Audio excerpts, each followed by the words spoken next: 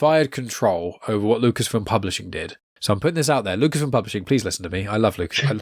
I love the High Republic.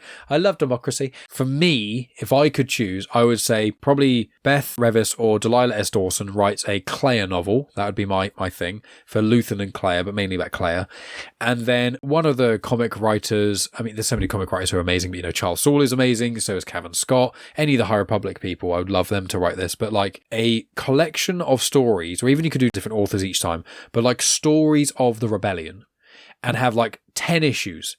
And what it does is it kind of spans from Andor to Return of the Jedi. And we see each one focus on a different character. Or maybe there's lots of short stories in between in them across different eras. And it's almost like maybe 10 years of the rebellion. And we get to see there's a little Vel story here. And then there's a Kleya story here. And then there's a Vel story here. And then there's bits and pieces. I would love, because I think because the rebellion, especially around Andor, the finale episodes and like a year before, once Mon Mothma gets to Yavin, and there's a lot more in Yavin, I think from there to the end of Return of the Jedi, there are so many missions going on, so many stories. I mean, Wilmon, he's still alive. There's so many things and threads that are going on. I'd love just to see bits and pieces of that in comic form. I think the comics would really lend themselves to that kind of sporadic anthology format, whereas Kleya, I want a book. I want a full-on, I want her biography,